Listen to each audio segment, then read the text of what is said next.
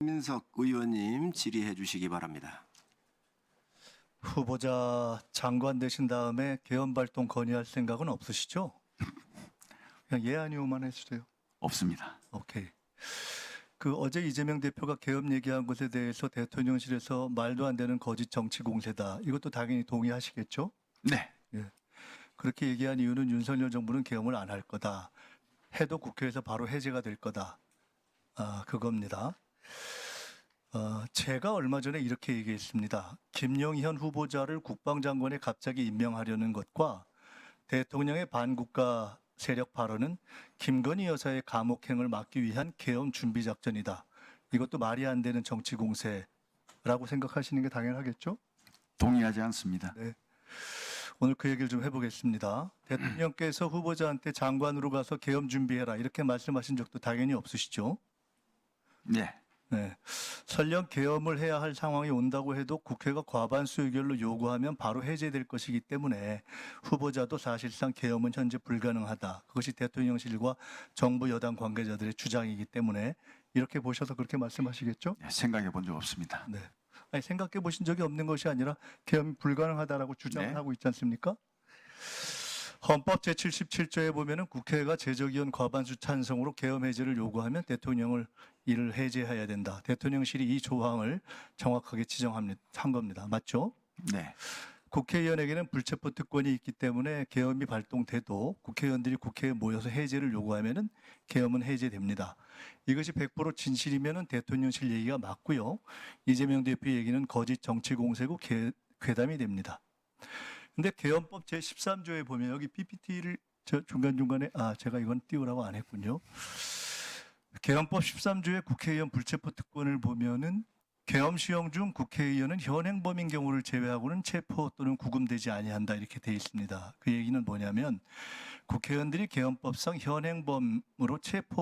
현행범입니다. 또는 구금돼서 계엄 해제 의결을 과반수로 만들 만큼 참여하지 못한다면 지금까지의 이야기는 다 바뀌게 되는 것입니다. 이런 상황이 실제로 생긴다면 거꾸로 이재명 대표의 이야기는 진실이 되고 대통령실의 이야기는 거짓이 될 수도 있겠죠. 자, 현행범의 정의는 뭘까요? 한번 저기 떠 있지 않나요? 네. 형사소송법상의 현행범 정의가 있습니다. 범죄를 실행하고 있거나 실행하고 난 직후의 사람을 현행범이라고 합니다. 그중에 1. 범인으로 불리며 추적되고 있을 때 4. 누구냐고 묻자 도망하려고 할 때 형사소송법상 현행범의 정의입니다. 후보자께서 혹시 이거 말고 대한민국에서 현행범의 다른 정의를 알고 계신 거 없죠? 네, 처음 봤습니다. 네. 현행범은 범죄의 내용이 규정이 안 돼서 대단히 폭넓게 적용 가능한 개념입니다. 가령 누가 김건희 여사가 감옥에 안 가려고 계엄을 하자 그랬다더라. 이렇게 하면은 유언비어를 유포한 현행범이 되는 겁니다. 그 다음 PPT 한번 볼까요? 지금 저기 있는 대비계획이라는 것은 지금 소위 얘기하는 박근혜 정부의 계엄 문건이 대비계획 세부 자료입니다. 이 중에 13 자료가 떠 있을 겁니다. 2017년에 만들어진 박근혜 정부 계엄 문건 정확한 명칭은 대비계획 세부자료 13은 여소야대가 국회가 계엄 해제를 시도할 경우에 대비한 조항입니다. 그중에 맨 마지막을 보시면 집회 시위와 반정부 정치 활동을 금지한 포고령을 선포하고 위반 시 구속 수사 등 엄중 처리 관련 경고문을 발표해서 합수단은 불법 시위에 참석하거나 반정부 정치 활동한 의원을 집중 검거 후 사법 처리해서 의결 정족수 미달을 유도한다. 이렇게 적시되어 있습니다. 후보자께서는 2017년에 이 계엄 문건 작성에 관여하신 적이 당연히 없겠죠? 네, 그렇습니다. 이 문건 작성 사실은 2017년에 아셨습니까? 몰랐습니다. 모르셨겠죠, 당연히. 2017년 당시 후보자는 계급과 직책이 합참작전본부장이었던 것 같은데 맞습니까? 맞습니다. 2017년에 이 문건이 작성된 건 팩트인데 합참작전본부장이면 꽤 고위직인 후보자도 몰랐다는 겁니다. 즉, 이 정도의 문건 작성은 극소수 외에는 군 고위 장성들조차도 몰랐던 게 당연하겠죠. 만약 후보자가 이 시점에 이걸 아셨다면 되게 황당하다고 하고 반대 이상하게 생각하셨겠죠? 네, 그렇습니다. 그렇겠죠. 만일 이 시점에서 권력 어디선가 계엄 논의가 있어도 정부 여당과 군 관계자 대부분이 모르는 것이 2017년 후보자의 경우를 비추어 봐도 당연히 정상이겠죠? 그렇겠죠. 자, 이 개헌 문건에 대해서 정부 여당 관계자들은 문재인 정부에서 요란하게 조사했지만 무죄가 났다 이렇게 이야기합니다. 자, 실제 내용을 보겠습니다.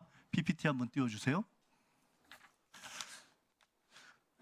추미애 전 대표가 민주당에서 개헌 문건을 제기했을 때 정부 여당이 지금처럼 아주 똑같이 펄쩍 뛰면서 부인했습니다. 결국 2017년 개헌 문건 작성은 사실이었습니다. 제가 당시 추미애 대표에게 제보했던 사람 중 하나입니다. 정부 여당이나 관계자들의 주장처럼 조현천 당시 기무사령관의 내란 예비 음모 혐의는 검찰에서 무혐의가 되었습니다. 왜?